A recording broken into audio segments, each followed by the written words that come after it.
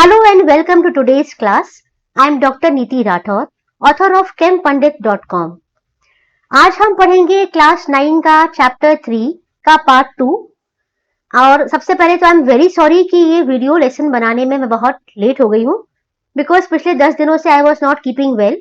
I was actually suffering from viral fever, therefore I could not record the video.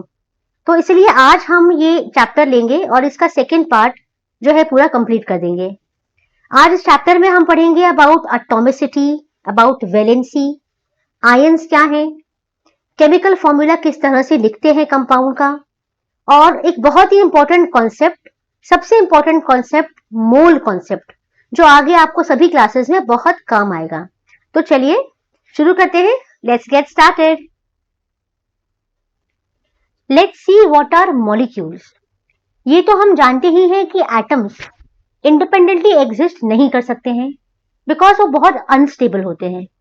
इसीलिए atoms मिलकर बनाते हैं molecules, और molecule के फॉर्म में एग्जिस्ट करते हैं.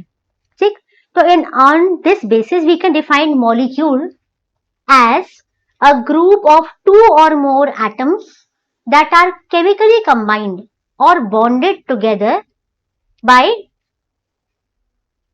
attractive forces. इसका मतलब ये है कि 2 या 2 से ज्यादा एटम अगर केमिकली आपस में बॉन्डेड हैं, केमिकली बॉन्डेड होने का मतलब है कि इनके बीच में स्ट्रॉन्ग अट्रैक्टिव फोर्सेस हैं, जिसकी वजह से ये साथ में हेल्ड रह पाते हैं, है ना. तो इसको मॉलिक्यूल कहते हैं. ठीक, तो ध्यान रखिए कभी भी मॉलिक्यूल एक एटम का नहीं हो सकता है, ये ध्यान रखिए. हमेशा कम से कम 2 एटम चाहिए हैं तभी एक मॉलिक्यूल बनेगा. 2 या 2 से ज्यादा एटम मिलकर बनाएंगे एक मॉलिक्यूल. इसको हम ये भी कह सकते हैं कि किसी भी एलिमेंट या कंपाउंड का स्मॉलेस्ट पार्टिकल जो इंडिपेंडेंटली एग्जिस्ट कर सकता है उसे मॉलिक्यूल कहते हैं. क्यों? हमने पहले पढ़ा था कि एटम स्मॉलेस्ट पार्टिकल है ना, स्मॉलेस्ट फंडामेंटल पार्टिकल है, लेकिन वो इंडिपेंडेंटली एग्जिस्ट नहीं कर सकता है. इसीलिए हम मॉलिक्यूल को कहेंगे smallest particle of any element और अ कंपाउंड जो कि इंडिपेंडेंटली एग्जिस्ट कर सकता है और उस सब्सटेंस की सारी प्रॉपर्टीज को शो कर सकता है. ठीक है, मॉलिक्यूल जो है वो सेम एलिमेंट का भी हो सकता है और डिफरेंट एटम्स का भी हो सकता है. ठीक है, यानी एक मॉलिक्यूल सिमिलर एटम से भी मिलकर बनता है और 2 डिफरेंट एटम से भी बनता है. एग्जाम्पल हम लोग देखते हैं. For example oxygen. ऑक्सीजन का मॉलिक्यूल होता है O2, यानी एक ऑक्सीजन और एक और ऑक्सीजन, ये इस तरह से बॉन्डेड रहेंगे, तो ये हो जाएगा ऑक्सीजन मॉलिक्यूल. ठीक है, फिर एक और हम देखते हैं नाइट्रोजन. नाइट्रोजन भी N2 के फॉर्म में एग्जिस्ट करता है, यानी नाइट्रोजन के 2 एटम रहेंगे, एक नाइट्रोजन और 2 नाइट्रोजन. ठीक, ये हो गया नाइट्रोजन का मॉलिक्यूल. ठीक है, इसी तरीके से ये दोनों जो मॉलिक्यूल्स हैं ये सिमिलर एलिमेंट के हैं, है ना, क्योंकि ये ऑक्सीजन का मॉलिक्यूल है और ये नाइट्रोजन का. अगर हम 2 डिफरेंट एलिमेंट्स का एग्जांपल लें तो we can take an example of carbon dioxide. ठीक है, एक कार्बन है और इसके साथ एक ऑक्सीजन है और एक ऑक्सीजन यहां पर है, तो ये हो गया कार्बन डाइऑक्साइड का मॉलिक्यूल. क्यों? इसमें टोटल 3 एटम्स हैं. आप देखिए, हमने डेफिनेशन में देखा है 2 या 2 से ज्यादा एटम अगर केमिकली बॉन्डेड हैं तो वो मॉलिक्यूल है. ठीक, तो यहां पर क्या दिख रहा है हमें, 3 एटम्स हैं टोटल, एक कार्बन का और 2 ऑक्सीजन का, और ये टुगेदर बॉन्डेड है बॉन्ड से, तो ये बन गया कार्बन डाइऑक्साइड का मॉलिक्यूल. इसी तरह से वाटर मॉलिक्यूल भी हम देख सकते हैं, है ना. ये आपका एक ऑक्सीजन ले लो और ये ऐसे हाइड्रोजन ले लो आप, ये हो गया हाइड्रोजन का मॉलिक्यूल. इसी तरह से और भी आप कुछ भी ले सकते हैं. अमोनिया आप ले सकते हो, NH3, ये है अमोनिया और ये है नाइट्रोजन और ये है 3 हाइड्रोजन. ये मैंने ऐसे ही आपको दिखाने के लिए बनाए हैं ये स्ट्रक्चर्स, ये एक्चुअल स्ट्रक्चर्स नहीं है. ठीक है, सिर्फ आपको शो करने के लिए बताया है कि ऑक्सीजन मॉलिक्यूल में 2 एटम है, नाइट्रोजन में इस तरह से 2 एटम रहते हैं, कार्बन डाइऑक्साइड इस तरह से रहता है, वाटर एंड अमोनिया। तो इस तरह से बनता है एक मॉलिक्यूल। क्लियर? देखते हैं व्हाट इज एटॉमिसिटी। ठीक है, नेक्स्ट है आपका एटॉमिसिटी। एटॉमिसिटी का नाम शुरू हो रहा है एटम से। इससे आप याद रख सकते हैं नंबर ऑफ एटम्स, है ना। एटॉमिसिटी यानी number of atoms present in a molecule is known as atomicity. बहुत सिंपल है, किसी भी मॉलिक्यूल में टोटल कितने एटम्स हैं ये उस मॉलिक्यूल की एटॉमिसिटी होती है। ठीक, जैसे कि हमने पहले पढ़ा, मैंने आपको बताया कि ऑक्सीजन के मॉलिक्यूल में 2 ऑक्सीजन के एटम्स होते हैं। तो ऑक्सीजन की एटॉमिसिटी कितनी हो गई, यहां लिखते हैं हम लोग, इसकी एटॉमिसिटी हो गई 2। ठीक, नाइट्रोजन के मॉलिक्यूल में नाइट्रोजन के 2 एटम्स हैं, तो इसकी भी एटॉमिसिटी हो जाती है 2। कार्बन डाइऑक्साइड मॉलिक्यूल में आप देखिए टोटल 3 एटम्स हैं, 2 ऑक्सीजन 1 कार्बन। टोटल एटम की बात करना है हमें, ठीक है। तो टोटल 3 है तो एटॉमिसिटी हो गई 3। सिमिलरली वाटर में भी टोटल 3 एटम है, 1 2 3, 2 एटम हाइड्रोजन के और 1 ऑक्सीजन का, तो यहां पर भी एटॉमिसिटी हो गई आपकी 3। इसके अलावा हमने अमोनिया भी देखा था थोड़ी देर पहले, NH3, ये आपका है nitrogen, hydrogen, hydrogen, hydrogen. Ammonia के मॉलिक्यूल में टोटल 4 एटम्स हैं, इसीलिए इसकी एटॉमिसिटी हो जाएगी 4। ठीक है, एटॉमिसिटी 2 3 4 5 6 7 8 कितनी भी हो सकती है, it depends on the molecule. अब ये जो एटॉमिसिटी है इसके बेसिस पर हम मॉलिक्यूल को अलग अलग नाम दे सकते हैं। जैसे कि अगर 2 है एटॉमिसिटी तो हम कहेंगे this is a diatomic molecule. क्या कहेंगे? Die atomic molecule. डाई यानी 2। अगर 3 है सपोज तो उसे कहेंगे try atomic molecule. For example ozone, O3। Ozone एक कंपाउंड है जिसमें ऑक्सीजन के 3 एटम्स होते हैं। ठीक, 3 एटम्स होते हैं तो इसकी एटॉमिसिटी हो गई 3 और इसको हम कहेंगे ट्राई एटॉमिक मॉलिक्यूल। ठीक है, इसके अलावा फास्फोरस का ध्यान रखिए, फास्फोरस के मॉलिक्यूल में 4 एटम्स होते हैं फास्फोरस के। ठीक है, तो इसे टेट्रा एटॉमिक भी कह सकते हैं और पॉली एटॉमिक भी। 4 या 4 से ज्यादा को हम पॉली एटॉमिक कहते हैं, पॉली एटॉमिक। ठीक है, इसके अलावा सल्फर, सल्फर में 8 एटम्स होते हैं, S8, तो इसे तो हम पॉली एटॉमिक ही कहेंगे कि sulphur is a poly atomic molecule. ठीक है, फास्फोरस को भी पॉली एटॉमिक कह सकते हैं आप और टेट्रा एटॉमिक भी कह सकते हैं क्योंकि इसमें 4 एटम्स हैं। क्लियर हुई बात? किस तरह से एटॉमिसिटी क्या होती है? Number of atoms present in a molecule, पहली चीज। दूसरी, on the basis of number of atoms molecule को हम क्या क्या कह सकते हैं, ये देखिए यहां पर लिखा हुआ है। तो ध्यान रखिए कि मॉलिक्यूल में 2 एटम है डायटॉमिक, 3 है ट्राई एटॉमिक, 4 है टेट्रा एटॉमिक और इसके ऊपर फिर पॉली एटॉमिक। ठीक है, मोनो एटॉमिक मॉलिक्यूल नहीं कह सकते हैं हम, ये एक गलत चीज है। हाँ, ये कह सकते हैं हम कि भाई आर्गॉन है, हीलियम है, ये सिंगल एटॉमिक फॉर्म में एग्जिस्ट करते हैं, मॉलिक्यूल फॉर्म में एग्जिस्ट नहीं करते हैं, एटॉमिक फॉर्म में एग्जिस्ट करते हैं। ठीक है, I hope this is clear to everyone. Molecules of compounds. ठीक, क्या होते हैं ये? किसी भी कंपाउंड का मॉलिक्यूल। कंपाउंड क्या होते हैं? कंपाउंड एलिमेंट से बनते हैं, 2 या 2 से ज्यादा एलिमेंट्स मिलकर बनाते हैं कंपाउंड। तो atoms of different elements they join together in a definite proportion to form molecules of compounds. ठीक है, किसी भी एक कंपाउंड का मॉलिक्यूल बनाने के लिए अलग अलग तरह के एटम्स, डिफरेंट एलिमेंट के एटम्स टुगेदर ज्वाइन करते हैं एक डेफिनिट प्रपोर्शन में और बनाते हैं मॉलिक्यूल्स ऑफ कंपाउंड्स। ये हमने पढ़ा था लॉ ऑफ केमिकल कॉम्बिनेशन में, क्या पढ़ा था हमने उसमें, बताइए? लॉ ऑफ डेफिनेट प्रपोर्शन पढ़ा था हमने, जिसमें हमने ये पढ़ा था कि कोई भी जब कंपाउंड बनता है तो उसमें जो भी एलिमेंट्स के एटम्स होते हैं वो हमेशा एक डेफिनेट रेशो में ही कंबाइन करते हैं, अलग अलग रेशो में कंबाइन कभी नहीं करते हैं। तब भी हमने ये एग्जाम्पल पढ़ा था, हमने एग्जाम्पल लिया था वाटर। ठीक है, वाटर का एटॉमिक मास, हाइड्रोजन का जो एटॉमिक मास है वो 1 है, तो 2 का हो जाएगा 2। ऑक्सीजन का एटॉमिक मास जो है वो है 16। ठीक, तो इसे जब हम कट करेंगे तो ये हो जाएगा 1:8। इससे हमें ये समझ आता है कि hydrogen and oxygen combine in the ratio 1:8 to produce hydrogen molecule.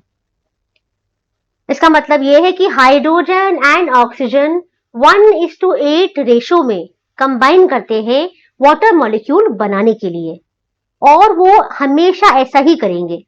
मतलब कि जो वाटर है ये आप किसी भी सोर्स से ले लें, कहीं से भी ले लें, लेकिन वाटर अगर है तो उसमें हमेशा हाइड्रोजन एंड ऑक्सीजन 1:8 रेशो में ही कंबाइन करेंगे। One more example we can take, and the next example is ammonia. Nitrogen का मास है 14, हाइड्रोजन का 1 है तो ये हो जाएगा 3। ये फर्दर कैंसिल आउट नहीं होंगे, इसीलिए यहाँ पे रेशो हो जाएगा 14:3। सो ऑलवेज रिमेंबर कि nitrogen and hydrogen combine in the ratio 14:3 to form ammonia molecule. ठीक है, तो नाइट्रोजन एंड हाइड्रोजन हमेशा 14:3 रेशो में ही कंबाइन करेंगे अमोनिया मॉलिक्यूल बनाने के लिए। ऐसा नहीं है कि कभी किसी अलग प्रोपोर्शन में कंबाइन कर लिया, कभी किसी अलग में करा, ऐसा कभी भी नहीं होगा। Always remember. एक और एग्जांपल हम ले लेते हैं, कार्बन डाइऑक्साइड। यहाँ पे कार्बन जो है इसका मास है 12, ऑक्सीजन का होता है 16 2 हो जाएगा 32। इसे हम कैंसिल आउट कर देंगे तो हो जाएगा 4 3 एंड 4 कितना 8 3:8। इसका मतलब यह है कि carbon and oxygen combine in the ratio 3:8 to form carbon dioxide molecule. Always हमेशा ध्यान रखिए, कंपाउंड का सोर्स कुछ भी हो, कहीं से भी हम इसको लेकर आते हैं, कहीं से भी डिराइव करते हैं, उससे कोई फर्क नहीं पड़ता है। आप कहीं से भी डिराइव करें, अगर ये पर्टिकुलर एक कंपाउंड है तो इसके जो एटम्स हैं, जो एलिमेंट्स हैं, वो हमेशा एक डेफिनेट प्रपोर्शन में ही कंबाइन करेंगे, अलग अलग प्रपोर्शन में कंबाइन नहीं करेंगे। ना ही ऐसा होगा कि भाई वाटर मॉलिक्यूल में ऑक्सीजन नहीं था, हमारे पास अवेलेबल नहीं था तो हमने वहां कार्बन लगा दिया, ऐसा भी नहीं होगा। अगर वाटर है तो हाइड्रोजन ही होगा और ऑक्सीजन ही होगा। अगर कार्बन डाइऑक्साइड है तो कार्बन और ऑक्सीजन मिलकर ही बनाएंगे। अगर अमोनिया है तो नाइट्रोजन और हाइड्रोजन मिलकर ही बनाएंगे। ऐसा नहीं है अभी हमारे पास नाइट्रोजन अवेलेबल नहीं है तो चलो हमने नियॉन ले लिया, नो, नेवर। तो ये हमेशा ध्यान रखिए कि जो भी कंपाउंड है उसका हमेशा एक फिक्स्ड प्रपोर्शन होता है, और जिन एलिमेंट से वो बना होता है वो भी फिक्स्ड होते हैं always. Let's see what are ions. हमने एटम की बात कर ली, मॉलिक्यूल्स की बात कर ली, मॉलिक्यूल्स ऑफ कंपाउंड्स की बात कर ली। अब हम बात करेंगे आयन की। What is an ion? Ion क्या होता है? डेफिनेशन देखिए आप, atoms of many elements they exist as charged species. बहुत सारे एलिमेंट्स के जो एटम हैं वो एटम के फॉर्म में ना एग्जिस्ट करके चार्ज्ड स्पीशीज के फॉर्म में एग्जिस्ट करते हैं, तब इन्हें आयन कहते हैं। चार्ज यानी इनके ऊपर चार्ज होता है, या तो पॉजिटिव चार्ज या नेगेटिव चार्ज होता है। तो आयंस क्या है? एटम्स हैं या ग्रुप ऑफ एटम्स हैं, यानी कि मॉलिक्यूल्स हैं। ऐसे मॉलिक्यूल्स जिनके पास या तो पॉजिटिव चार्ज है या नेगेटिव चार्ज है, तो ये कहलाएंगे आयंस। चार्ज नहीं है तो ये एटम है। ठीक, तो एक आयन नेगेटिवली चार्ज भी हो सकता है और पॉजिटिवली चार्ज भी हो सकता है। आपको याद ये रखना है कि अगर नेगेटिवली चार्ज आयन है तो ये हमेशा कहलाएगा एनायन, ANION, एनायन। और अगर पॉजिटिवली चार्ज है तो हमेशा कहलाएगा कैटायन। अब इसको आपको जैसे भी याद करना है आप याद कर सकते हैं। याद ये रखना है कि पॉजिटिव चार्ज है आयन पे तो वो हमेशा कहलाएगा कैटायन, ठीक, और नेगेटिव चार्ज है तो हमेशा कहलाएगा एनायन। यहां तक बात समझ में आई। कुछ कंपाउंड ऐसे होते हैं जैसे हमने अभी बात की कि जिनमें एटम्स चार्ज स्पीशीज के फॉर्म में होते हैं, ये ऐसे आयोनिक कंपाउंड होते हैं असल में। सोडियम क्लोराइड बहुत ही अच्छा एग्जाम्पल है। ये एक आयोनिक कंपाउंड है और इस कंपाउंड में सोडियम जो है वो पॉजिटिव आयन के फॉर्म में और क्लोराइड जो है वो नेगेटिव आयन के फॉर्म में एग्जिस्ट करता है। पूरा जो कंपाउंड है आयोनिक कंपाउंड है। इसका नाम ही आयोनिक क्यों है? क्योंकि इसके जो एटम्स हैं वो आयन के फॉर्म में एग्जिस्ट करते हैं, ठीक, आयन के फॉर्म में एग्जिस्ट करते हैं और इनके बीच में बहुत ही स्ट्रॉन्ग अट्रैक्टिव फोर्स होता है क्योंकि एक पॉजिटिव है एक नेगेटिव है। पॉजिटिव और नेगेटिव चार्ज स्पीशीज एक दूसरे को अट्रैक्ट करती हैं और इसीलिए इनके बीच बहुत ही स्ट्रॉन्ग अट्रैक्टिव फोर्स होता है, ठीक है। तो सोडियम क्लोराइड में सोडियम एग्जिस्ट करता है एज कैटायन और क्लोराइड जो है ये एग्जिस्ट करता है एज एनायन, ठीक। सोडियम एग्जिस्ट कर रहा है as cation and chlorine exist करता है एज एनायन, ठीक है। तो ये आपको याद रखना है। ऑल्सो अगर एक ग्रुप ऑफ एटम है और उसके ऊपर कुछ चार्ज है तो ऐसे आयन को हम पॉली एटॉमिक आयन कहते हैं। पॉली एटॉमिक आयन किसे कहते हैं? ग्रुप ऑफ एटम्स को। फॉर एग्जाम्पल CO3 2 नेगेटिव, ये एक ग्रुप ऑफ एटम है, इसको कार्बोनेट आयन कहते हैं। क्या कहते हैं? Carbonate ion. इसके ऊपर ये चार्ज है 2 नेगेटिव, यानी ये एक एनायन है, ठीक है। और क्योंकि इसमें टोटल 4 एटम्स हैं, 3 ऑक्सीजन के और 1 कार्बन का, इसीलिए इसको कहेंगे पॉली एटॉमिक आयन, ठीक। ध्यान रखिए इसके ऊपर चार्ज है तो ये आयन है और बहुत सारे एटम्स हैं इसलिए पॉली एटॉमिक आयन है, ठीक। इस तरह से आप याद रख सकते हैं। एक और एग्जाम्पल हम लेते हैं HCO3 नेगेटिव। इसे कहते हैं बाय कार्बोनेट आयन। क्या कहते हैं? Bicarbonate ion. इसके ऊपर चार्ज है इसीलिए ये क्या है? ये आयन है, ये कंपाउंड नहीं है। हमने क्या पढ़ा था? 2 और 2 से ज्यादा एटम का जो एक ग्रुप है उसको मॉलिक्यूल कहते हैं।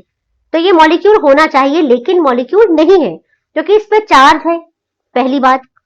दूसरी बात, इसमें 1 2 3 4 5 टोटल 5 एटम्स हैं तो इसीलिए क्या है? ये भी एक पॉली एटॉमिक आयन है, ठीक है। तो बात समझ में आई। आयन क्या है? आयन है कोई भी चार्ज्ड एटम, कोई भी चार्ज्ड स्पीशीज को कहेंगे आयन। या तो पॉजिटिवली चार्ज होगा या नेगेटिवली चार्ज होगा, ठीक। और तीसरी चीज हमने क्या पढ़ी कि ग्रुप ऑफ एटम्स पर अगर चार्ज है तो वो कहलाएगा पॉली एटॉमिक आयन, ठीक है। और एक बात, पॉजिटिवली चार्ज को कहेंगे कैटायन, नेगेटिवली चार्ज को कहेंगे anion. Is that clear? Suppose ये एक एटम है ए, ये किसी को ये इलेक्ट्रॉन दे रहा है, ठीक है। इलेक्ट्रॉन दे रहा है, जब इलेक्ट्रॉन देगा तो इसके पास पॉजिटिव चार्ज आ जाएगा और ये बना लेगा कैटायन। ये आपको ध्यान रखना है। सपोज करो कि एक और एटम है बी, ये इलेक्ट्रॉन ले रहा है। जब ये इलेक्ट्रॉन लेगा तो इसके पास आ जाएगा नेगेटिव चार्ज, ये नेगेटिव आयन बनाएगा। क्या बोलते हैं नेगेटिव आयन को? एनायन, ठीक है। तो जब कोई एटम इलेक्ट्रॉन को दे देगा तो इस पे आएगा पॉजिटिव चार्ज और ये बना लेगा कैटायन। और जब कोई एटम इलेक्ट्रॉन ले लेगा किसी दूसरे से मांगेगा तो बना लेगा एनायन क्योंकि इस पे आ जाएगा नेगेटिव चार्ज। तो हमेशा ध्यान रखो इलेक्ट्रॉन देंगे तो पॉजिटिव चार्ज आएगा, लेंगे तो नेगेटिव चार्ज आएगा। इसके पीछे का लॉजिक मैं आपको बताती हूं। Electron is negatively charge, electron negatively charge होता है। किसी भी एटम में इलेक्ट्रॉन्स और प्रोटॉन्स का नंबर बराबर होता है, तभी वो एक एटम जो है वो न्यूट्रल रहता है, उस पर कोई चार्ज नहीं होता है। एटम में नंबर ऑफ इलेक्ट्रॉन्स और नंबर ऑफ प्रोटॉन्स बराबर होते हैं। प्रोटॉन अंदर होते हैं न्यूक्लियस के, और इलेक्ट्रॉन आसपास रिवॉल्व करते हैं न्यूक्लियस के बाहर। ठीक है, तो दोनों बराबर हैं। अब जब इलेक्ट्रॉन निकल जाएगा एक, तो क्या होगा? इलेक्ट्रॉन अपने साथ अपना नेगेटिव चार्ज भी ले जाएगा। तो क्या होगा? पॉजिटिव चार्ज बढ़ जाएगा। जब पॉजिटिव बढ़ जाएगा तो पॉजिटिव चार्ज आ जाएगा आयन के ऊपर, और वो कहलाएगा कैटायन। इसी तरह से अगर इलेक्ट्रॉन जो है, अगर कोई इलेक्ट्रॉन ले रहा है, जैसे ये ले रहा है, इलेक्ट्रॉन ले रहा है, तो इलेक्ट्रॉन का नंबर बढ़ गया, लेकिन प्रोटॉन का तो सेम, तो नेगेटिव चार्ज बढ़ गया। जब नेगेटिव चार्ज बढ़ गया तो नेगेटिव चार्ज इस पे आ गया, और ये बन गया एनायन। आ रही है बात समझ में? एक बार और बताती हूँ, नंबर ऑफ इलेक्ट्रॉन्स और प्रोटॉन्स बराबर होते हैं किसी भी एटम में। अगर इसमें से एक इलेक्ट्रॉन कम हो जाता है, 1 2 3 कितने भी, तो नेगेटिव चार्ज कम हो जाता है और पॉजिटिव चार्ज इस पे आ जाता है, वो बढ़ जाता है, तो ये बनता है कैटायन। और इसी से का उल्टा होता है कि अगर इलेक्ट्रॉन ले लेता है तो नेगेटिव चार्ज बढ़ता है और बन जाता है anion. I hope this is clear to everyone. चलिए आते हैं नेक्स्ट कॉन्सेप्ट पे, which is known as valency. अब ये वैलेंसी क्या है, इसको अगर हम डिफाइन करेंगे तो देखिए, इसको डिफाइन करेंगे as the capacity of an atom to gain और lose electron to achieve nearest noble gas configuration. ये हम जानते हैं अभी तक कि कोई भी एटम क्या करता है, हर एटम की कोशिश होती है कि वो स्टेबल बन जाए। नॉर्मली हर एटम अनस्टेबल होता है, ठीक है, तो वो स्टेबिलिटी गेन करने के लिए कैसे गेन करेगा? जो भी उसकी नियरेस्ट नोबल गैस कॉन्फिगरेशन होगी, है ना। क्यों करते हैं नियरेस्ट नोबल गैस कॉन्फिगरेशन को अचीव? क्योंकि उसे करने के लिए बहुत ही कम जो है इलेक्ट्रॉन्स की आवश्यकता होगी। बहुत कम इलेक्ट्रॉन्स या तो देने पड़ेंगे या बहुत ही कम इलेक्ट्रॉन्स लेने पड़ेंगे। तो जितना कम से कम इलेक्ट्रॉन देना या लेना पड़े, जितनी कम एनर्जी इसमें लगे, उतना ही इजी होता है। ठीक है, तो nearest noble gas configuration achieve करने के लिए कोई भी एटम या तो इलेक्ट्रॉन को देता है या फिर वो लेता है ना। ज्यादा दानवीर बन जाता है तो वो दे देता है कि लो भाई मेरे पास एक्स्ट्रा है, तुम ले लो। ठीक है, और अगर उसके पास कम रहते हैं तो वो मांग लेता है, भाई मुझे 1 2 इलेक्ट्रॉन दे दो, कम है ना। तो ये जो कैपेसिटी है इलेक्ट्रॉन देने की या लेने की, इसी को कहते हैं वैलेंसी।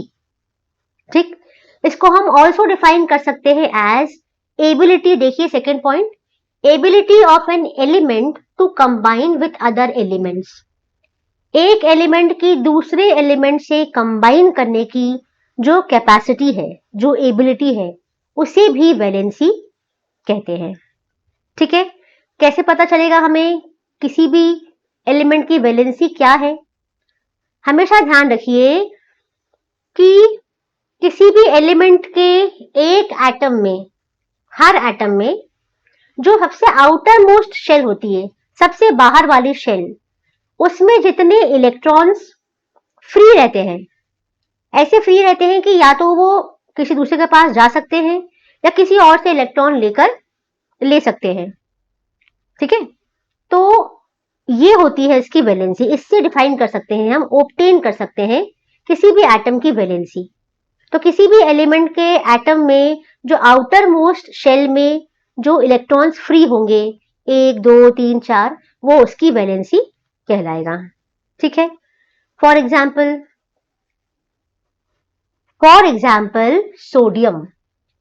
सोडियम के आउटर मोस्ट शेल में 1 इलेक्ट्रॉन रहता है, 1 इलेक्ट्रॉन, जो वो आसानी से दान कर सकता है, आसानी से किसी को भी दे सकता है जिसको भी चाहिए, ठीक है। तो इसीलिए सोडियम की जो वैलेंसी है वो 1 होती है। क्या होती है? 1। और इसको हम कहते हैं +1। अगर दे रहा है तो +1, ले रहा है तो -1। तो इसी तरह से क्लोरीन होता है जिसकी जिसके पास एक इलेक्ट्रॉन शॉर्ट रहता है, इसके पास रहता है एक एक्स्ट्रा इलेक्ट्रॉन, तो ये दे देता है। और इसके पास चाहिए होता है इसको सिर्फ एक electron noble gas configuration achieve करने के लिए। तो क्या करता है, ये किसी से भी इलेक्ट्रॉन ले लेता है। तो इसकी भी वैलेंसी 1 है, इसकी भी वैलेंसी 1 है, लेकिन क्योंकि ये लेता है तो इसकी नेगेटिव रहेगी वैलेंसी -1, और ये दे देता है तो इसकी रहेगी +1। ठीक है, क्योंकि ये देगा तो क्या बनाएगा? कैटायन, और कैटायन का चार्ज क्या होता है? पॉजिटिव, इसीलिए +1। आई बात समझ में? जब इलेक्ट्रॉन कोई देता है तो वो प्लस में होती है वैलेंसी, जब इलेक्ट्रॉन लेता है तो वैलेंसी होती है नेगेटिव में। चलिए एग्जाम्पल लेते हैं। जैसे कि आप देख रहे हैं atomic number of potassium is 12। Potassium का एटॉमिक नंबर 12 है। अभी हमने सोडियम का डिस्कस किया था 11। 2 अगर इसका एटॉमिक नंबर 12 है तो इसकी कॉन्फ़िगरेशन हो जाएगी 2 8 8, कितने हो गए? 2 8 8 1। ठीक, तो इसके आउटर मोस्ट शेल में सिर्फ एक ही इलेक्ट्रॉन है, और उस इलेक्ट्रॉन की इसकी जरूरत भी नहीं है इसको, क्योंकि इस इलेक्ट्रॉन के बिना ही इसकी noble gas configuration already achieved है। ठीक है, तो इसके पास ये इलेक्ट्रॉन जो है ये एक्स्ट्रा है, और ये बहुत ही लूजली बॉन्डेड है क्योंकि सबसे बाहर वाली शेल में है, तो इससे इस पे अट्रैक्टिव फोर्स बहुत कम है न्यूक्लियस का। ठीक है, तो ये इलेक्ट्रॉन ये आसानी से दे देगा। ठीक, इसका मतलब ये है कि पोटेशियम की वैलेंसी 1 है। किसकी? पोटेशियम की वैलेंसी 1 है। ठीक है, ऑन द अदर हैंड, जैसे मैंने पहले भी पढ़ाया था, क्लोरीन का जो एटॉमिक नंबर है वो है 17। इसको हम लिखेंगे 2 8 8, और यहाँ पे कितना कर देंगे? इसको कर देंगे 7, है ना। 16 2 18, 18 और 7 18 और 7 25।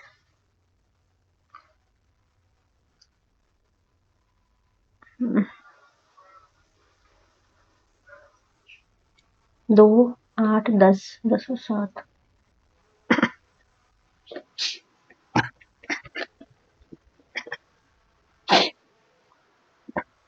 क्लोरीन का एटॉमिक नंबर है 17। ठीक, 17 है तो इसकी कॉन्फ़िगरेशन हो जाएगी 2 8 7। और जैसा कि आप देख सकते हैं, nearest noble gas configuration achieve करने के लिए इसके पास एक इलेक्ट्रॉन कम है, इसे एक इलेक्ट्रॉन चाहिए, तो ये किसी से भी ले लेगा।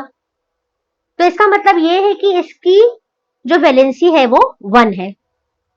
ठीक है, जब पोटेशियम क्लोराइड का मॉलिक्यूल बनता है, पोटेशियम क्लोराइड, तो क्या होता है, ये इसके पास जो एक्स्ट्रा इलेक्ट्रॉन है ये दे देता है क्लोरीन को। दोनों का काम हो जाता है। इसके पास एक्स्ट्रा है, इसने दे दिया, इसके पास एक शॉर्ट था तो इसको मिल गया। ठीक, तो दोनों ही ने अपनी नोबल गैस कॉन्फ़िगरेशन अचीव कर ली, और इस तरह से एक बन गया KCl करके आयोनिक कंपाउंड। ये भी एक आयोनिक कंपाउंड है। इसमें इसने इलेक्ट्रॉन इसको दिया तो ये पॉजिटिव चार्ज आ गया इस पे, इसने इसको इलेक्ट्रॉन दिया तो नेगेटिव चार्ज आ गया इसके ऊपर।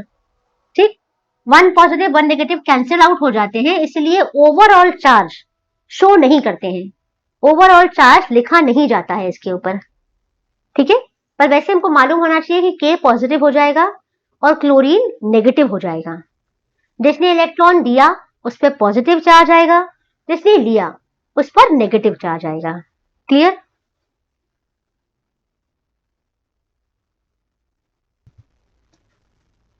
Now let's discuss how to write a chemical formula of any compound. सबसे पहली बात तो ये कि केमिकल फॉर्मूला क्या होता है।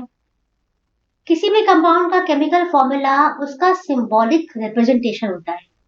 ठीक, symbolic representation of its composition. For example हमने बहुत बार डिस्कस किया है वाटर, एक बार और ले लेते हैं। ये है वाटर मॉलिक्यूल का कंपाउंड, वाटर मॉलिक्यूल जो है ये वो हमने लिखा हुआ है H2O। इससे हमें क्या समझ में आता है? इससे हमें ये समझ आता है कि वाटर के एक मॉलिक्यूल में 2 हाइड्रोजन के एटम और 1 ऑक्सीजन का एटम होता है, ठीक। लेकिन इसको हम ऐसे लिखते कैसे हैं? H2O ही क्यों लिखते हैं? HO2 क्यों नहीं लिखते? HO क्यों नहीं लिखते, है ना? चलिए देखते हैं कि क्या रूल्स हैं जो फॉलो किए जाते हैं जब हम एक कंपाउंड का केमिकल फॉर्मूला लिखते हैं, ठीक। रूल नंबर 1 आप देख सकते हैं। सबसे पहले हम दोनों एटम की वैलेंसीज को क्रॉस मल्टीप्लाई करते हैं। Let's see how to write a chemical formula. किसी भी कंपाउंड का केमिकल फॉर्मूला सिंबॉलिक रिप्रेजेंटेशन होता है इसकी कॉम्पोजिशन का, जिसका मतलब है कि फॉर एग्जाम्पल हमने बहुत बार एग्जाम्पल लिया है वाटर मॉलिक्यूल, है ना। वाटर का जो केमिकल फॉर्मूला है H2O, इसे देख के हमें क्या समझ में आता है? हमें देख के समझ आता है कि इसमें हाइड्रोजन के 2 एटम्स और 1 ऑक्सीजन का एटम केमिकली कंबाइन इन्होंने किया हुआ है, ठीक है। तो वाटर मॉलिक्यूल किससे बना है? 2 हाइड्रोजन के एटम से और 1 ऑक्सीजन के एटम से, ठीक। ऐसा नहीं है कि वाटर मॉलिक्यूल में ऑक्सीजन के कभी 2 एटम हो जाएंगे, कभी हाइड्रोजन का 1 एटम हो जाएगा, ऐसा नहीं है। हमेशा हाइड्रोजन के 2 एटम और 1 ऑक्सीजन का एटम ही रहेगा। ऐसा क्यों है? ये डिपेंड करता है इसकी वैलेंसी पर और दूसरे कुछ फैक्टर्स पर। तो चलिए देखते हैं कि किस तरह से एक केमिकल फॉर्मूला किसी भी कंपाउंड का लिखा जाता है।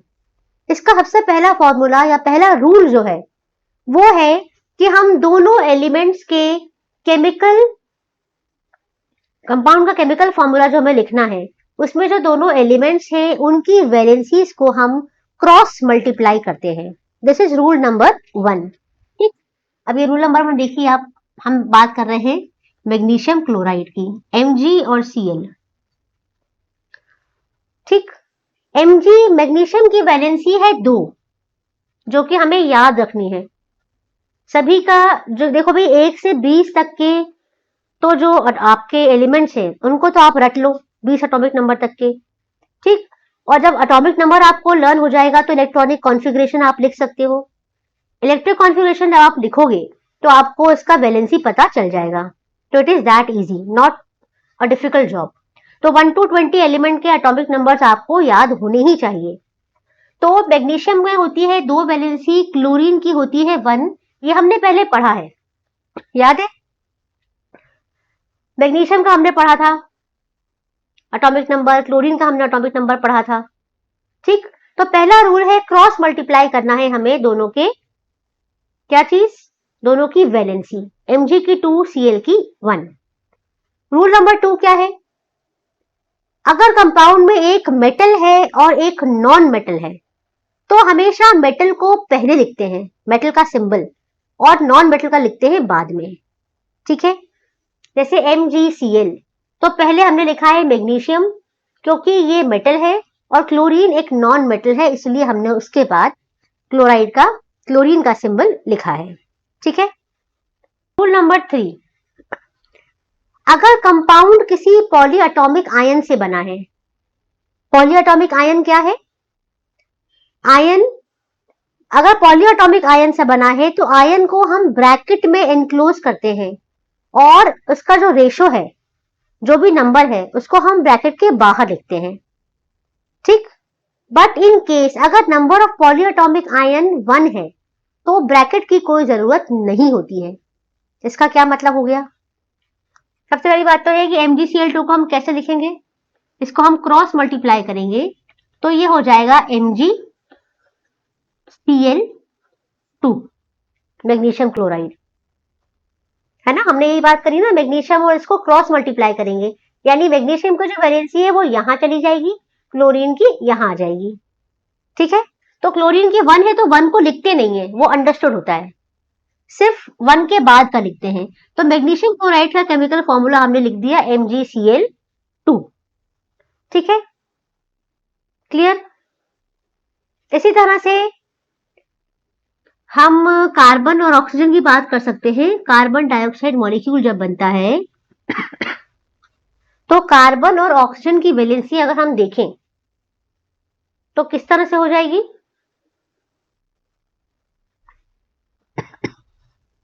चलो इसको छोड़ो, जो रूल नंबर 3 की हमने बात करी है उसकी बात करते हैं। रूल नंबर 3 का एग्जाम्पल है मैग्नीशियम हाइड्रोक्साइड। एक है मैग्नीशियम और एक है ये पॉलीएटॉमिक आयन OH, ठीक, OH नेगेटिव।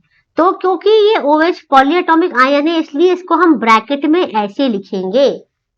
अगर हम ब्रैकेट में नहीं लिखते हैं तो ये हो जाएगा MgOH2। इसका मतलब ये हो जाएगा कि 2 हाइड्रोजन है, जबकि ऐसा नहीं है। ये पॉलीएटॉमिक आयन है OH और ये दोनों 2 है, इसीलिए हमें ब्रैकेट में डाल के इसको OH माइनस करना पड़ेगा। और यहां क्रॉस मल्टीप्लाई कैसे करेंगे? MgOH, इसका 1 है, इसका 2 है, ये यहां जाएगा, ये यहां आएगा, तो हो जाएगा MgOH होल ट्वाइस, और ये हो गया आपका केमिकल फॉर्मूला। ठीक है, तो चलिए हम केमिकल फॉर्मूला कैसे लिखते हैं इसके कुछ और एग्जांपल्स देख लेते हैं। ये टेबल जो आपको दिख रही है, ये टेबल को आप पूरा अच्छे से अगर समझ लेंगे, सॉल्व कर लेंगे तो आपको आगे प्रॉब्लम नहीं आएगी। ठीक, सबसे पहले इस टेबल में आप देखिए, फर्स्ट कॉलम में आपको दिया हुआ है नेम ऑफ आयंस जो कि मेटल है। सेकंड में आपको दिया है symbols of non metallic elements, ठीक, और थर्ड कॉलम में आपको दिया हुआ है पॉली एटॉमिक आयंस। कुछ पॉली एटॉमिक आयंस दिए हुए हैं जो आप याद भी कर सकते हैं, है ना। जैसे पहला है अमोनिया NH4 पॉजिटिव, फिर है आपका hydroxide OH negative, nitrate, hydrogen carbonate, hydrogen carbonate को बाइकार्बोनेट भी कहते हैं, फिर है कार्बोनेट CO3 2 नेगेटिव, कल मैंने आपको पहले बताया था, है ना। तो इनको मिलाकर हम कुछ केमिकल फॉर्मूले बना के देखते हैं। देखिए ये वाला तो हमने पहले भी देख लिया है। सपोज हम सोडियम हाइड्रोक्साइड बनाकर देखते हैं, तो आप ये ले लीजिए मेटल, यहाँ से सोडियम, इसका +1 वैलेंसी है, और यहाँ से आप ले लीजिए हाइड्रोक्साइड, इसकी भी 1 वैलेंसी है। तो एज अ रूल हमने क्या पढ़ा है कि इसको हम क्रॉस मल्टीप्लाई करेंगे, और क्या पढ़ा है कि मेटल को हम पहले लिखेंगे। तो ये आपका मेटल लिख लिया हमने, ये सिंपल है, NaOH ऐसे हम लिख देंगे, बस हो गया। ठीक, OH क्या है? एक पॉली एटॉमिक आयन है, हमने पढ़ा है, और OH को पूरे OH पे जो है 1 नेगेटिव चार्ज है। ठीक, अब अगर हम मैग्नीशियम हाइड्रोक्साइड बनाते हैं, टेबल में देखो आप, मैग्नीशियम, और पॉली एटॉमिक में देखो आप सेकंड नंबर पे है हाइड्रोक्साइड। तो ये लिया Mg की वैलेंसी है 2 और हाइड्रोक्साइड की है 1, तो हम लोग क्रॉस मल्टीप्लाई करेंगे, तो ये हो जाएगा MgOH। अब यहां पर अगर हम ऐसे लिख देंगे तो ये गलत हो जाएगा। क्यों? क्योंकि ये पॉली एटॉमिक आयन है, मतलब OH साथ में है, OH साथ में है, इसलिए यहाँ पर हमें एक ब्रैकेट बनाकर इस तरह से लिखना पड़ेगा। अगर हम ब्रैकेट नहीं बनाते हैं तो ये गलत हो जाएगा, फिर इसका मतलब हो जाएगा कि इसमें हाइड्रोजन के 2 एटम हैं और ऑक्सीजन का 1, जबकि ऐसा नहीं है। इसमें हाइड्रोक्साइड जो है वो 2 है, यानी 2 हाइड्रोजन और 2 ऑक्सीजन के एटम है। बात समझ में आ रही है? बिल्कुल, इस बात को हमें ध्यान रखना है। इसके अलावा देखो आप, पॉली एटॉमिक आयन कार्बोनेट है, यहाँ पे CO3 2 नेगेटिव, है ना। तो कार्बोनेट को हम बना के देखते हैं कैल्शियम के साथ। ये है आपका कैल्शियम और ये है आपका कार्बोनेट CO3 2 नेगेटिव। अगेन ये एक पॉली एटॉमिक आयन है, ठीक है। ये पॉली एटॉमिक आयन जब हम कैल्शियम के साथ इसका केमिकल फॉर्मूला बनाएंगे तो कैल्शियम की वैलेंसी है 2 और इसकी भी है, कितनी है? इसकी भी है 2। जब सेम होती है तो कोई प्रॉब्लम होती ही नहीं है। इसको हम इसको Ca2 Ca3 होल नेगेटिव ऐसे लिखेंगे? नहीं, ये गलत हो जाएगा।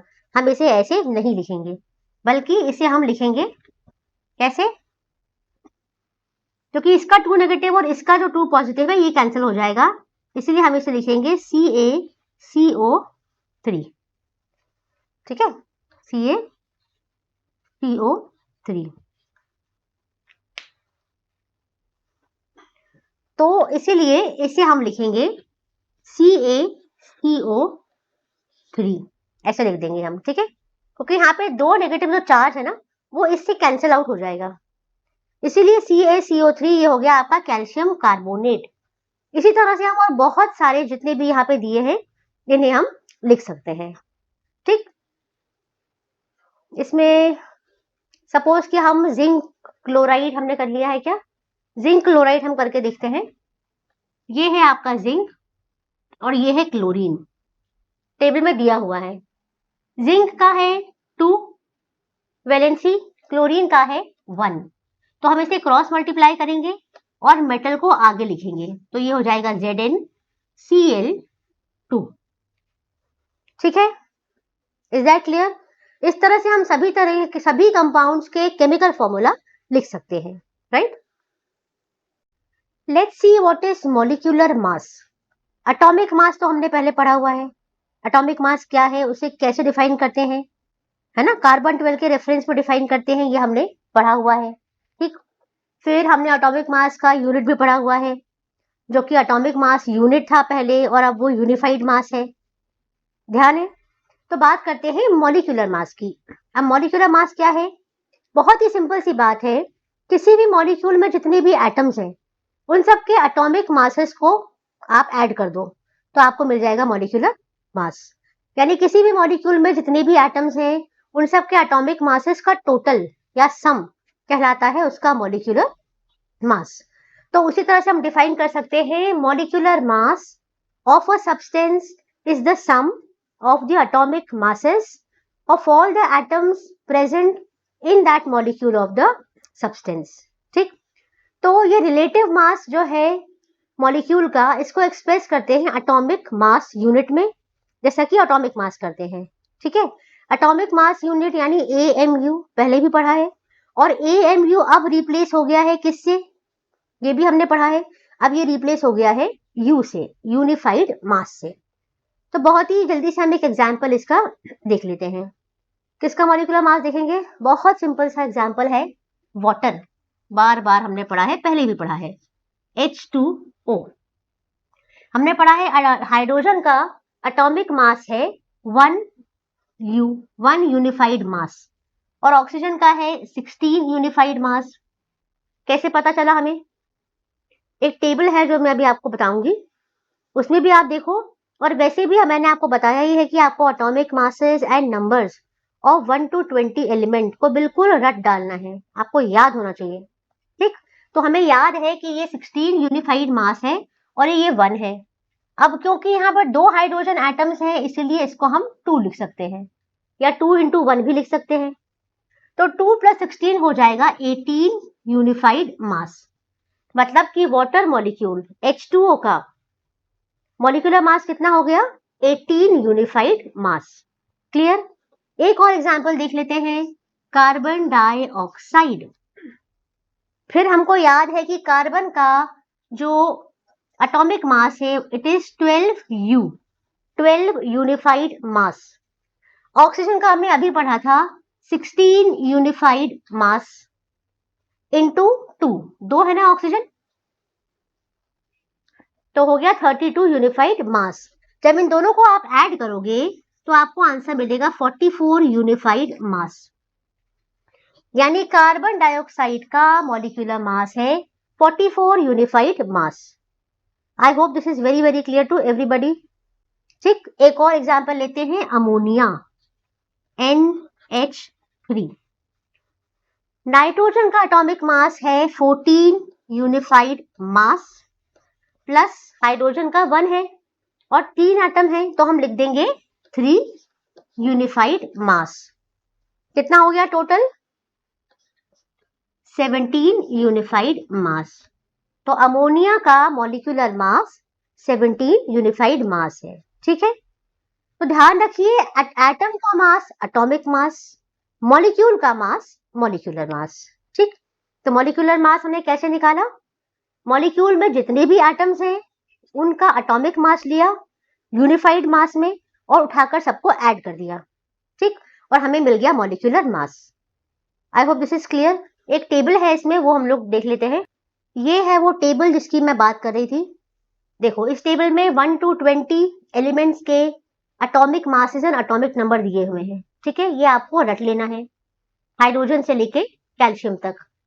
तो ये तो एटॉमिक नंबर तो 1 to 20 है ही, एटॉमिक मास आप याद करो, हाइड्रोजन का 1, हीलियम का 4, लिथियम का 7, बेरिलियम का 9, बोरॉन का 11, ठीक, कार्बन का 12, नाइट्रोजन का 14, ऑक्सीजन का 16। इस तरह से आपको कैल्शियम तक का 20 तक का तो आपको आना ही चाहिए, है ना। इसके आगे भी अगर कम कर सकते हो, वैसे अभी तो काफी है, अभी अगर आप 20 तक याद कर लेंगे तो that will be more than enough for you, ठीक। Let's see what is formula mass unit. Formula mass unit क्या है? जैसा कि हमें नाम से समझ में आ रहा है, फॉर्मूला मास है ना। इसकी डेफिनेशन पहले देखते हैं। The formula unit mass of a substance is the sum of the atomic masses of all atoms in a formula unit of a compound. देखा जाए तो ये बहुत कुछ मॉलिक्यूलर मास जैसा ही है, ठीक है, लेकिन डिफाइन कैसे करते हैं कि कंपाउंड का जो फॉर्मूला यूनिट है उसमें जितने भी एटम्स हैं उसका मास, तो वो तो मॉलिक्यूलर मास में भी होता है ना। तो ये बिल्कुल मॉलिक्यूलर मास जैसा ही है, इसे कैलकुलेट भी वैसे ही करते हैं। डिफरेंस सिर्फ किस में है कि हम यहाँ पे वर्ड यूज करते हैं फॉर्मूला यूनिट। क्यों? क्योंकि ये ऐसे सब्सटेंसेस हैं जिनके जो कॉन्स्टिट्यूएंट पार्टिकल्स हैं, ऐसे मॉलिक्यूल्स जिनके जो कॉन्स्टिट्यूएंट पार्टिकल्स हैं वो आयन के फॉर्म में एग्जिस्ट करते हैं। ये डिफरेंस है, ध्यान रखो। किस फॉर्म में एग्जिस्ट करते हैं? आयन के फॉर्म में, ठीक। सबसे अच्छा एग्जाम्पल हम जानते ही हैं सोडियम क्लोराइड, पोटेशियम क्लोराइड। मैंने पहले भी बताया था कि सोडियम और पोटेशियम क्लोराइड ये आयोनिक कंपाउंड्स हैं। क्यों? क्योंकि इसमें ये आयन के, इनके जो कॉन्स्टिट्यूएंट पार्टिकल्स है ना, सोडियम, क्लोराइड, पोटेशियम, ये सब आयन के फॉर्म में एग्जिस्ट करते हैं। इनका एक आयोनिक स्ट्रक्चर होता है, क्रिस्टल स्ट्रक्चर होता है, और उस क्रिस्टल में जो है सारे आयंस जो है एक पर्टिकुलर तरीके से अरेंज रहते हैं, ठीक है। चलिए अपन फॉर्मूला मास यूनिट कैलकुलेट करते हैं ऑफ कैल्शियम क्लोराइड, ठीक। ये है आपका कैल्शियम क्लोराइड, इसका हम निकालेंगे फॉर्मूला मास यूनिट। कैल्शियम का जो एटॉमिक मास है वो है 40 यूनिफाइड मास, ठीक है। क्लोरीन का जो एटॉमिक मास है, ये इस पे गलत लिखा आ गया है पीपीटी के ऊपर, 16 नहीं है ये। क्लोरीन का जो एटॉमिक मास है इट इज 35.5 यूनिफाइड मास, ठीक है। तो कैसे हम करेंगे? इसको मल्टीप्लाई कर देंगे 2 से, बिकॉज क्लोरीन के 2 एटम्स हैं। जब 2 से मल्टीप्लाई करेंगे तो कितना हो जाएगा? ये हो जाएगा 71 प्लस 40, तो ओवरऑल कितना हो जाएगा? ये 111, 111। तो कैल्शियम क्लोराइड का जो एटॉमिक मास है इट इज 111 यूनिफाइड मास। क्या है ये? फॉर्मूला मास यूनिट निकाला है हमने, फॉर्मूला मास यूनिट, क्योंकि कैल्शियम क्लोराइड का भी ये भी एक आयोनिक कंपाउंड है और इसमें जो कॉन्स्टिट्यूएंट पार्टिकल्स हैं वो आयोनिक अपने आयन के फॉर्म में एग्जिस्ट करते हैं। एक आयोनिक क्रिस्टल होता है और उसमें ये अरेंज रहते हैं एक पर्टिकुलर ऑर्डर में, ठीक है। तो यही डिफरेंस है मॉलिक्यूलर मास और फॉर्मूला मास यूनिट का। क्या हमें याद रखना है? दोनों बिल्कुल ही सेम है, सेम तरीके से निकाले जाते हैं। फर्क सिर्फ इतना है कि ऐसे कंपाउंड्स, ऐसे मॉलिक्यूल्स जो आयन के फॉर्म में एग्जिस्ट करते हैं, जिनके कॉन्स्टिट्यूएंट पार्टिकल्स आयन के फॉर्म में एग्जिस्ट करते हैं और ये कंपाउंड आयोनिक होते हैं, इनका आयोनिक स्ट्रक्चर होता है, ठीक। तो इनका हम फॉर्मूला मास यूनिट निकालते हैं। इनके फॉर्मूला में जो जो एटम्स हैं उन सबके एटॉमिक मासेस को ऐड करके हम इसे कैलकुलेट करते हैं। क्लियर? अब बात करेंगे सबसे इंपॉर्टेंट कॉन्सेप्ट की, मोल कॉन्सेप्ट। मोल कॉन्सेप्ट थोड़ा सा ट्रिकी है, इतना मुश्किल वैसे नहीं है, लेकिन एक बार आपको मोल कॉन्सेप्ट समझ में आ गया तो फिर आगे आपको हमेशा ही ये इसमें प्रॉब्लम कभी भी नहीं होगी। और एक बार मोल कॉन्सेप्ट समझना बहुत जरूरी है, क्योंकि आगे mole is the SI unit for quantity of a substance, और क्योंकि ये एसआई यूनिट है इसलिए आगे से इसके बाद से जो भी हम कैलकुलेशन किया करेंगे या हायर क्लासेस में जब भी आप कैलकुलेशन करेंगे या जब भी क्वांटिटी की बात करेंगे तो हम मोल में ही करेंगे। ठीक, इसलिए एक बार आपको मोल समझ आ गया तो आगे आपको कभी भी कोई प्रॉब्लम नहीं होगी।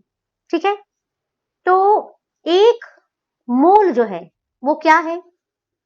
सबसे पहली बात तो mole is the SI unit of a quantity of a substance. जो हम मास का बात करते हैं ना, ग्राम की बात करते हैं, केजी की बात करते हैं, तो जब बात हम एसआई यूनिट की करते हैं तो इसमें मोल जो है वो यूज किया जाता है। ठीक, अब एक मोल क्या होता है? 1 मोल कंटेन्स, आपको दिख रहा है बोर्ड पे, 6.022 14076 इंटू 10⁻23। एक मोल की ये वैल्यू रखी गई है और इस वैल्यू को एवोगैड्रोस नंबर कहते हैं।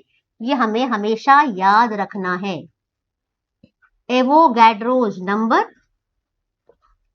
या एवोगैड्रोस कांस्टेंट। ठीक, एवोगैड्रोस नंबर या एवोगैड्रोस कांस्टेंट क्या है? 6.022, आगे भी है 14076 इंटू 10⁻23। अब आप कहोगे इतना बड़ा नंबर मैम कैसे याद करेंगे, है ना? तो इसको इजी बना देते हैं आपके लिए। एक काम करते हैं, ये जो है इसको हम थोड़ा सा राउंड अप कर देते हैं और इसको ओवरऑल हम कर देते हैं 6.023।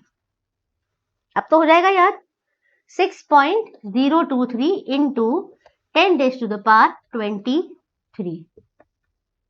ठीक है, 6.023 इंटू 10⁻23 ये नंबर है। ध्यान रखिए कि एक मोल में इतनी एंटिटीज होती हैं और ये जो पूरा नंबर है इसको एवोगैड्रोस नंबर कहते हैं। देखिए बहुत सिंपल है, हमें इस तरह से याद रखना है कि जिस तरह से एक डजन में 1 डजन,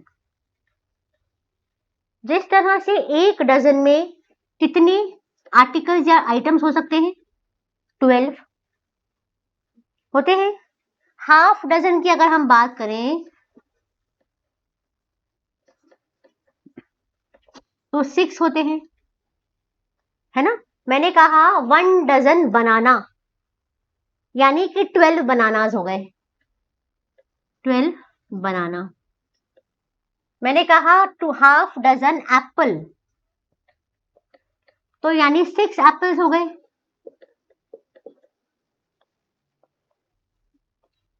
अगर मैं कहूं 1 मोल बनाना, तो इसका मतलब ये है कि 6.022 इंटू 10⁻23 बनानास हैं। अब अगर इसमें आप 0 लगा के देखोगे तो ये एक बहुत बड़ा नंबर है, समझ रहे हैं आप? ये एक बहुत बड़ा नंबर है। इसको अगर हम खोलेंगे तो ये 6.022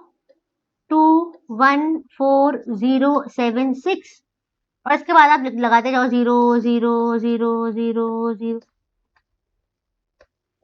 है। यहां से आप गिनोगे तो वो 23 डिजिट होने चाहिए पूरे। इतना बड़ा नंबर है ये, ह्यूज क्वांटिटी है, इट्स अ ह्यूज क्वांटिटी। तो इतना बड़ा नंबर जो है इसको हम बार बार कैसे लिखेंगे? इसमें इनकन्वीनियंस होगा, बहुत टाइम वेस्ट होगा और आप कहोगे कि मैम ये क्या है, कैसे करें? तो इसीलिए इसको शॉर्ट में लिखते हैं इस तरह से। इसलिए मैंने आपको बताया to be written as 6.022 into 10⁻23 entities, items या आर्टिकल्स। तो बात समझ में आई। अब अगर मैं कहती हूं कि 1 मोल एप्पल, तो मतलब ये है कि इतने एप्पल्स हैं 1 मोल में, 6.022 इंटू 10⁻23। ठीक, इतने एप्पल्स हैं। बस इसी तरह से अगर हम कह दें 1 मोल, अगर हम कहें 1 मोल कार्बन, 1 मोल कार्बन, तो यानी इसके अंदर 6.023 इंटू 10⁻23 एटम्स हैं कार्बन के। आई बात समझ में? 1 mole carbon atoms, 1 mole carbon अगर मैं कहती हूं तो इसका मतलब यह है कि 6.023 कर लो यार इसको, 6.022 इंटू 10⁻23 कार्बन एटम्स हैं कार्बन के। ठीक है, इसी तरह से हम कहते हैं 1 मोल कार्बन डाइऑक्साइड, 1 मोल अमोनिया, 1 मोल वाटर, तो इसका मतलब यह है कि इतने नंबर ऑफ मॉलिक्यूल्स उसमें हैं। ठीक है, यहां तक बात समझ में आई? ठीक, आगे और देखते हैं हम। अब देखते हैं कि ये जो एवोगैड्रोस नंबर हमने देखा 6.022 इंटू 10⁻23 जो एवोगैड्रोस नंबर है, इस नंबर का एक मैजिक है और ये मैजिक अब हम देखेंगे। ठीक है, सबसे पहले देखते हैं कि व्हाट इज एटॉमिक मास। भाई एटॉमिक मास तो हम पहले डिस्कस कर चुके हैं। ठीक है, और हम देखेंगे व्हाट इज मॉलिक्यूलर मास।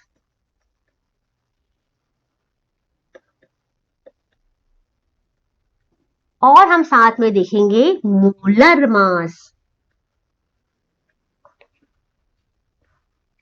कैसे? अभी हम वहां तक पहुंचेंगे, डिराइव करेंगे।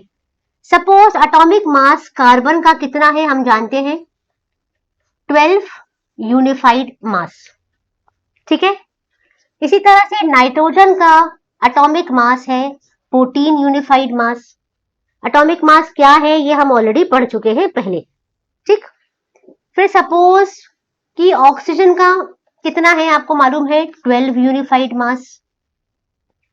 ठीक है, हाइड्रोजन का हम जानते ही हैं 1 यूनिफाइड मास। ठीक, इसके बाद कार्बन हो गया, नाइट्रोजन, ऑक्सीजन, हाइड्रोजन।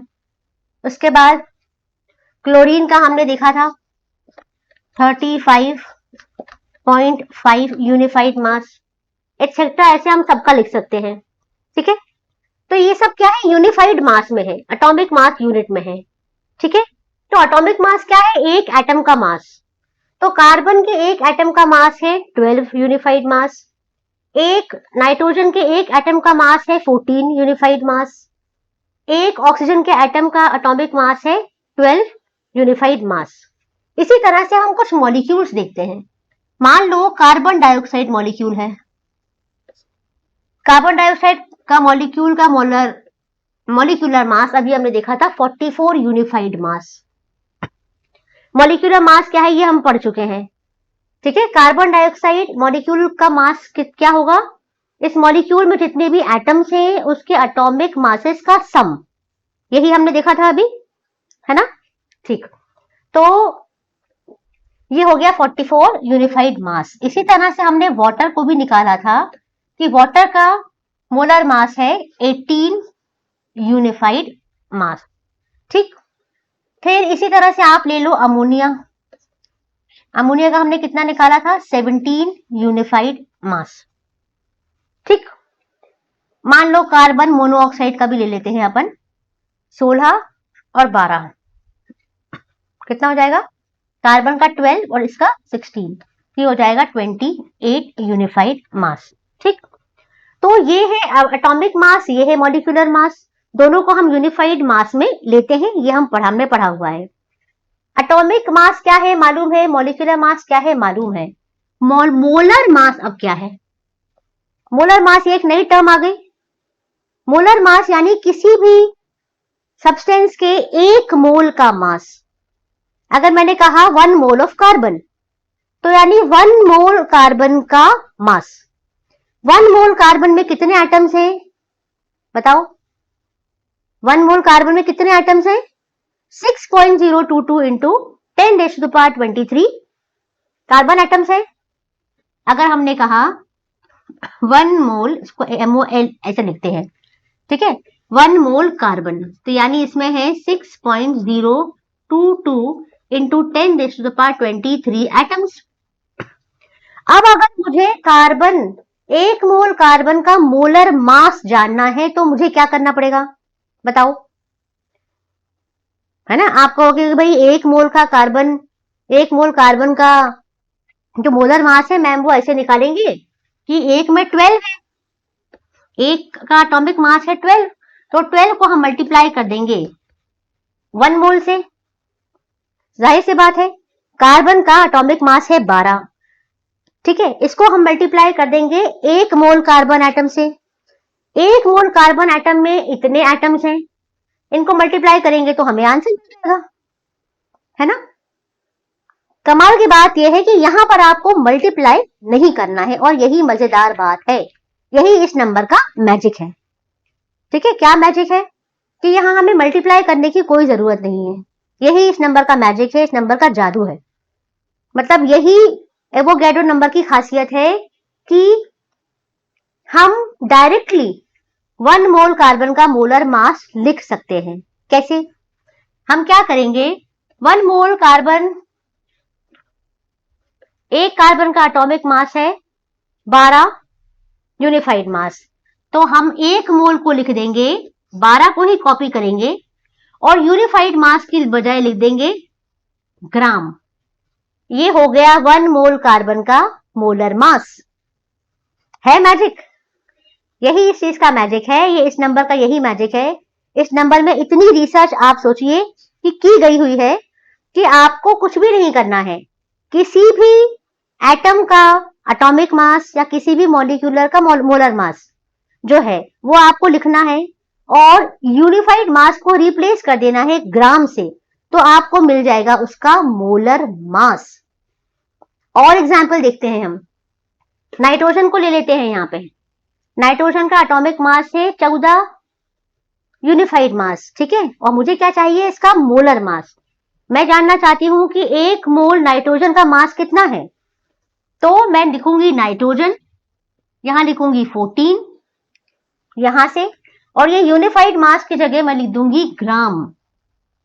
क्या है ये, this is molar mass of 1 mole of nitrogen, यानी 6.022 इंटू 10⁻23 एटम्स ऑफ नाइट्रोजन का ये मोलर मास है। ठीक है जादू। इसके अलावा जैसे हमने एटम का लिखा है, बिल्कुल वैसे ही हम मॉलिक्यूल का भी लिख सकते हैं।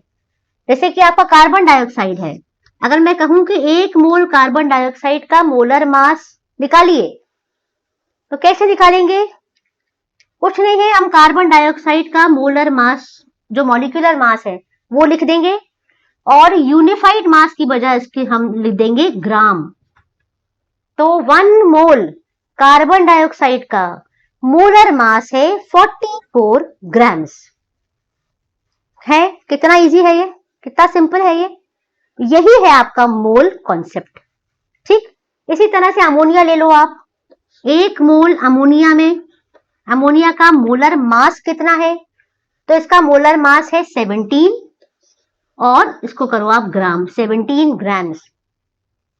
1 मोल अमोनिया का मोलर मास है 17 ग्राम्स। ये है कमाल मोल कॉन्सेप्ट का। ठीक, और इसी तरह से हम जब न्यूमेरिकल सॉल्व करेंगे तो उसमें यही कॉन्सेप्ट को इसी तरह से हम अप्लाई करेंगे। Clear? With this very important mole concept we complete this chapter atoms and molecules। सभी चैप्टर्स हमने, सभी टॉपिक्स जो हैं इस चैप्टर के, हमेशा की तरह हमने बहुत डिटेल में, बहुत अच्छे से विद एग्जांपल्स समझे हैं।